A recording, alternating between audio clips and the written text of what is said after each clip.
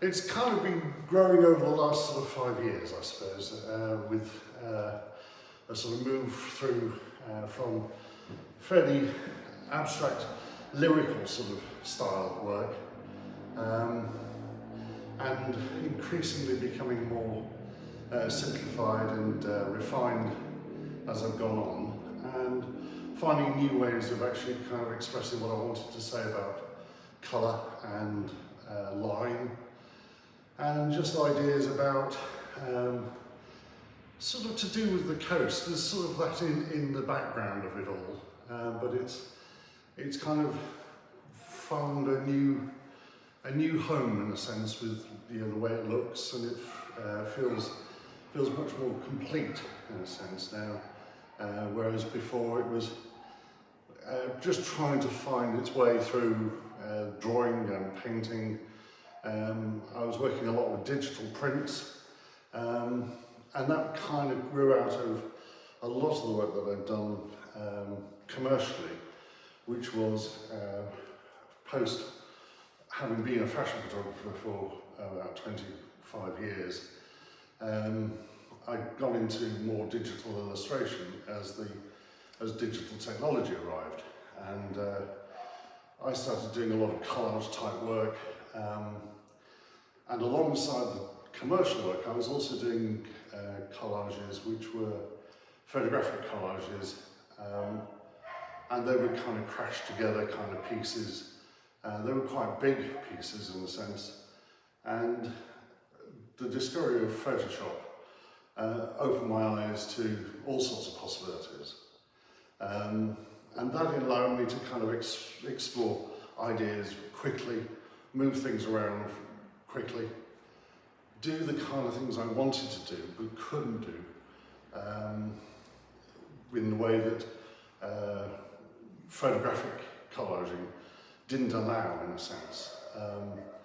And I'd spent a lot of time going into darkroom and printing things, and printing to size and then having to go back and reprint to a different size because it didn't fit, so actually moving through that process allowed me to kind of resize things very quickly, overlay things and start to use that process.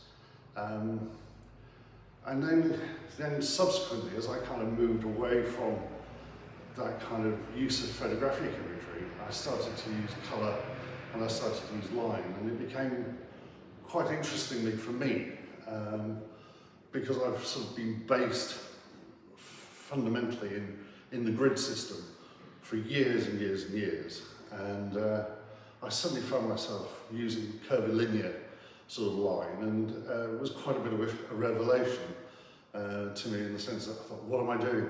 What's this? But that opened up all sorts of possibilities, and that was quite interesting and quite exciting.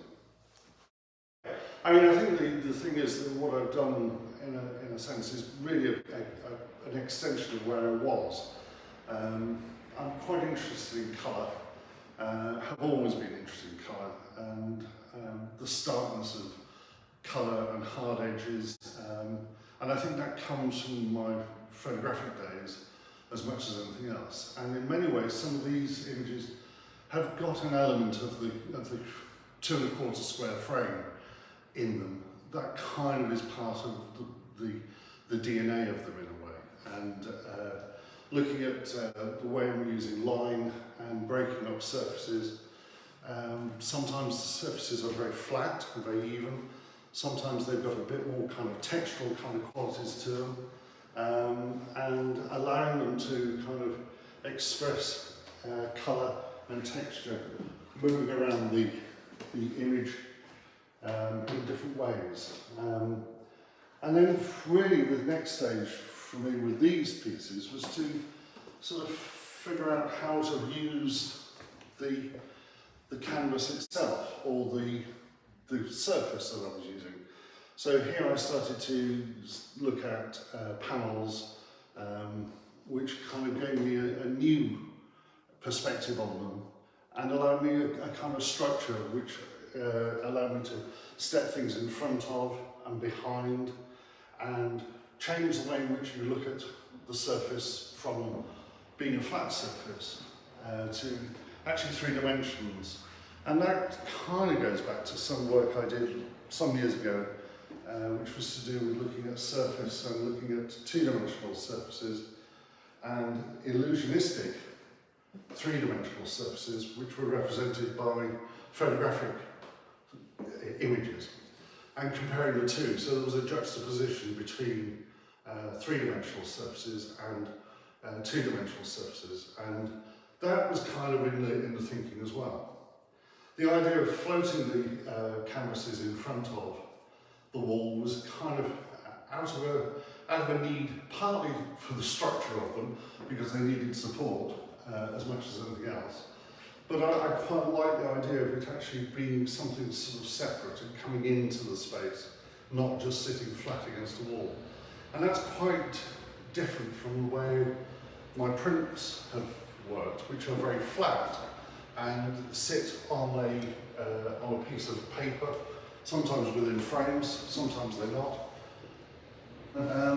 And it's that sort of shadow, that line that comes in from where the light falls on the surface as well, which actually makes it kind of stand out and just have that presence in a way. Who knows where it might go? I've just done a couple of pieces which are kind of looking at maybe even different materials. Again, I'm starting to use perspex. I had a go using aluminium, but came up against the aluminium picking up fingerprints as soon as you breathe on it, so there's some issues to be resolved there.